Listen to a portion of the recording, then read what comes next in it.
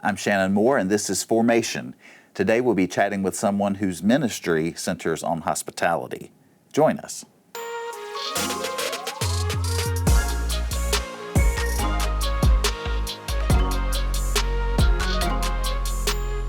Hello, and welcome to Formation, a weekly podcast from University Christian Church in Fort Worth, Texas. I am here once again with one of my good friends and colleagues to talk about faith and how that faith was formed, Pam Reeser. Hi, Shannon.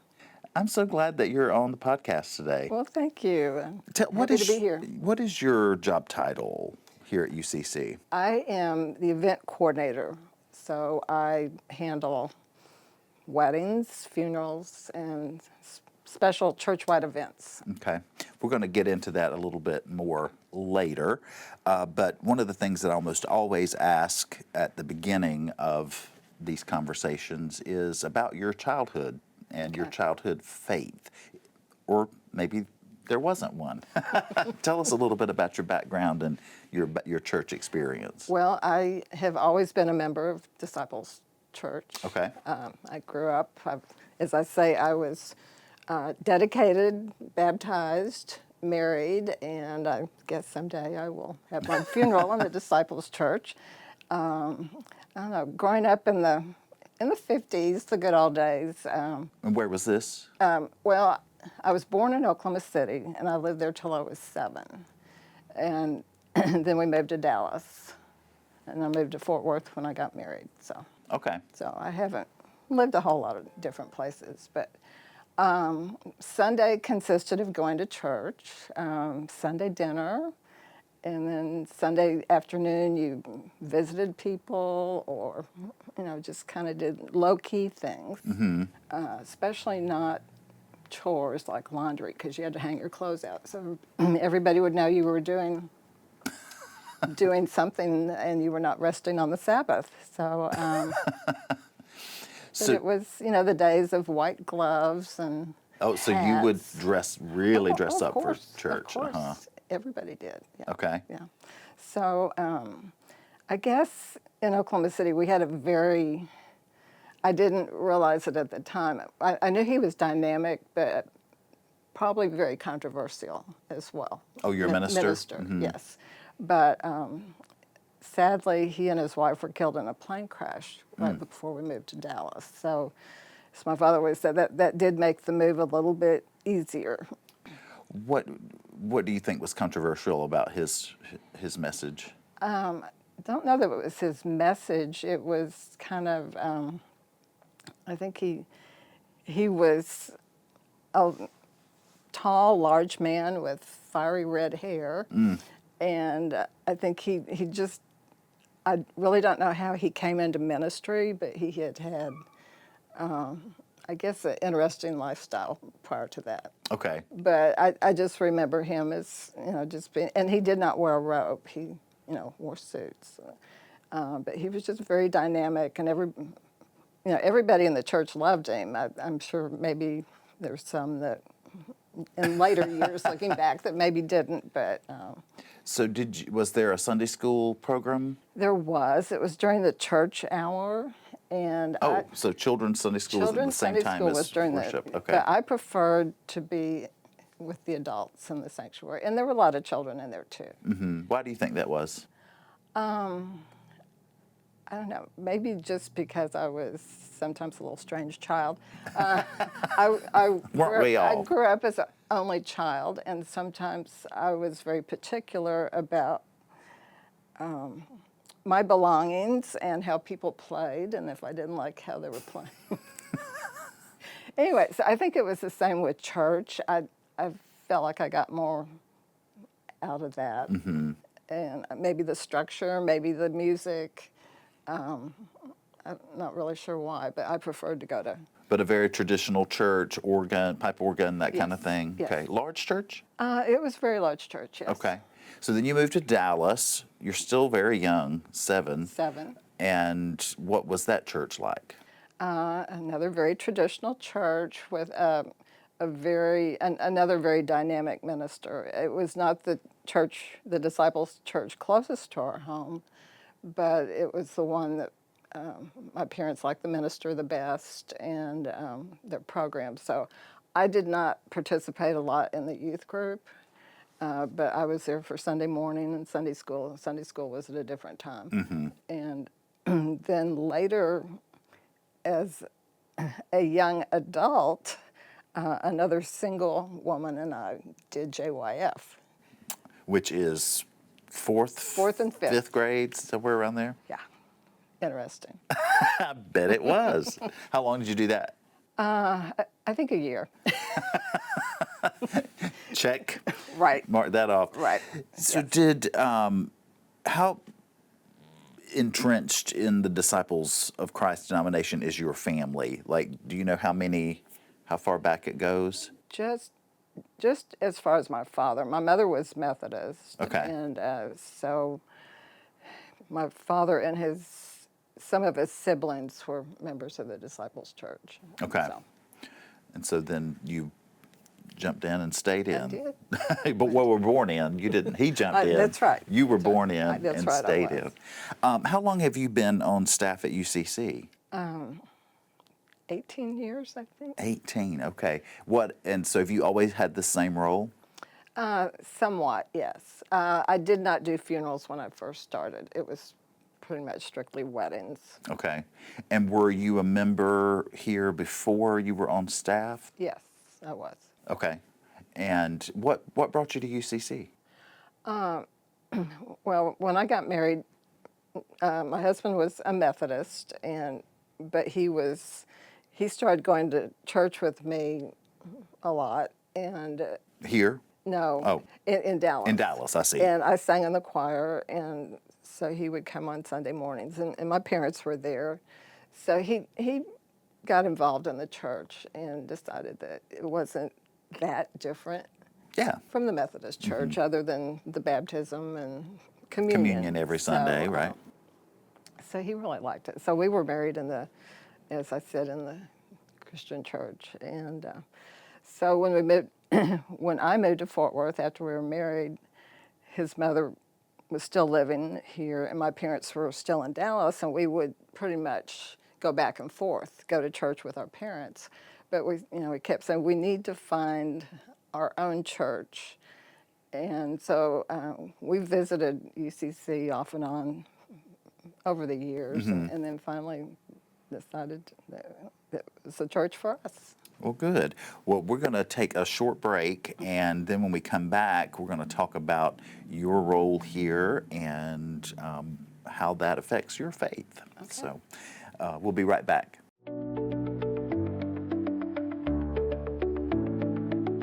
My name is Rob, And I'm Jason. and we serve on the tech team at 1010.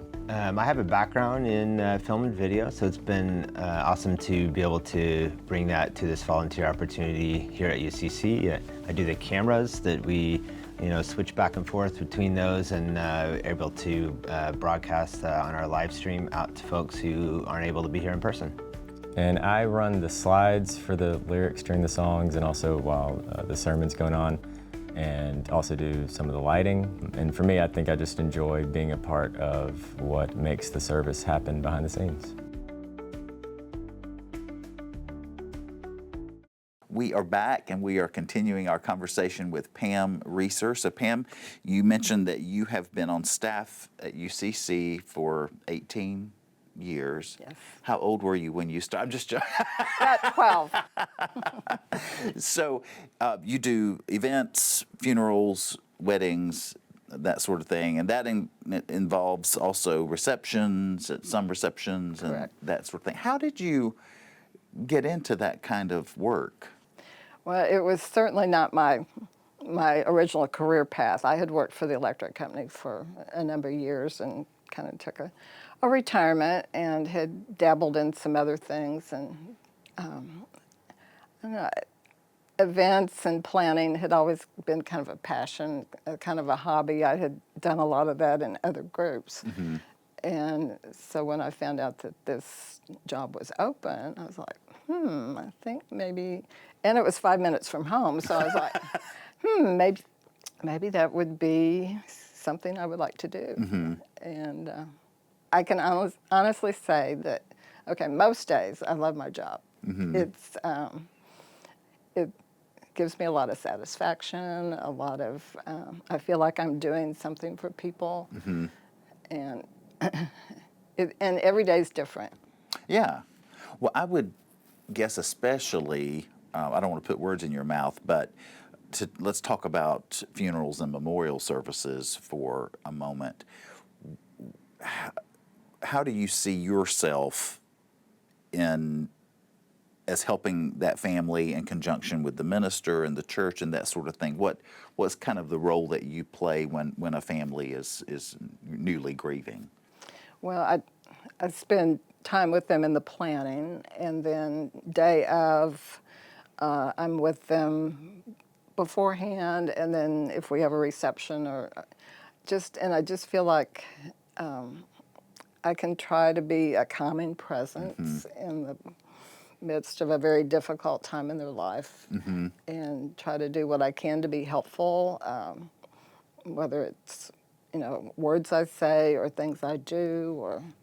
Well, I will say, because we've done a lot of funerals together since I've been here, and that's one of the things that I've always really appreciated about you, is no matter what happens, if the copier breaks and we don't have enough bulletins, or somebody's late, or all these things that can happen, and we never want things like that to happen. But when they do, you have always been that calm presence that sort of reassures it's gonna be okay. I don't know how it's going to be okay, but it's going to be okay. And so I've always appreciated that about you. Almost on the flip side of funerals and memorial services is weddings. Very different atmosphere very different. there. Also a lot longer in the planning, because with a funeral or memorial service, usually it's just a few days, Right. And everything happens so fast. But with a wedding, it's quite different. Tell me about your experience with weddings. I can honestly say I really have not had a bridezilla like you've seen on TV. Maybe there's a few people that had, minor little meltdowns. Maybe something in the planning where somebody maybe was not totally respectful to, either their partner or a family member. But emotions are running Right. high. And I think, and it's, as you say, you've been planning for a year sometimes, so you want everything to be perfect. And I just think, I know for me, my wedding was a very special day. The planning was a very special time in my life, and I just want everybody to have that same experience. Do you have funny wedding stories that you could share? No names. Or something bizarre that's happened at a wedding that you thought, I never thought I would see that. Yeah, but I'd rather not say. Okay. I get it. I get it. I will share one of mine real quick. I'm a musician too, and years ago I was playing a wedding back in North Carolina, and the air conditioner went out in the church in August, and the florist showed up with no flowers. And so they were waiting and waiting and waiting, and I played and played and played and played, and finally the bride's mother came in, stopped my playing, and said that the caterer had made some bouquets out of her arrangements, and she said, and we are going to have a wedding without flowers. That's those emotions again. That's the strangest thing that's ever happened to me. So if you think of something that you do feel comfortable sharing, we can come around back to this. But I understand you're sort of like a priest for the wedding. Right. You got to keep all that information. See. Well, someday there's going to be a book. Okay. All right. Well, I hope you'll interview me. Yeah, but as I say, the names will be changed to protect the guilty. Yes. Not the innocent, but the guilty. Let's talk also about all church events. What do you think is so important about, for a congregation, a church, to have those kinds of events? And maybe not even a big event, but even just something on a Sunday morning where people can gather. What's the value of that, do you think? Well, I think it gives people a chance to visit. I mean, to get to know each other better, to find their what's similar, what's different, to forge new friendships, and just to see each other outside of the sanctuary. Right, because unless you get there really early, your time is filled in the time of worship. Right. There's not a lot of time to Right. to get to know people, and same with a Sunday school class. There's a lesson. There's some kind of program going on, and so these types of events really give you the opportunity to get to know people on a deeper level. How difficult is it to put together, say, a meal kind of event? Are you a proponent of the potluck, or would you rather? I'd rather hire a caterer. For several reasons, but it's not difficult to put together a meal. Now, right now it is, but under normal circumstances, when we have the space and Right, because we're undergoing a Right. big construction project here at the Right. church, right? One of my friends always says that she doesn't like potluck because she doesn't think collards and hot dogs should be on the same table. interesting combination. I once worked at a place where you wanted to know who brought it to before you Oh, yeah. taste it. So. Well, and I know that very often there is a sense of family at these types of events Yes. that really can be heartwarming Yes. and really help people, especially people who don't come from large families or have that type of background, experience that kind of large family fellowship. Right, and it's a chance for intergenerational Right. relationships too. So. One of the events that I remember most clearly was one you helped us with last year at Advent, where I think we called it Home for the Holidays or Yes, something like that, yes. but it was like soup and sandwiches, and we had tree decorating Right. and cookie decorating and all Christmas music. Yeah. Really a warm atmosphere and very intergenerational. And very family, tradition oriented, and Yeah. yeah, And also helping build new memories. yes. So hopefully we can do things like Yeah, that again. that was fun. But you are always the go-to if we need something decorated, something done very well, something with a little panache. It's always, let's ask Pam Reeser. So thank you for being that person. you. And look forward to seeing what you come up with next. Okay. Well, I do have to confess, a lot of our decorations left the church when Oh, with the Yeah, so- construction. so Well, that just means you can buy we'll have new. to create new. All right. Well, thank you so much for taking the time to chat with me today. And if you would like to share your faith story, I would love to have you on the red couch. Shoot me an email at formation@uccftw.com. And I would love to chat with you. Take care. We'll see you next time.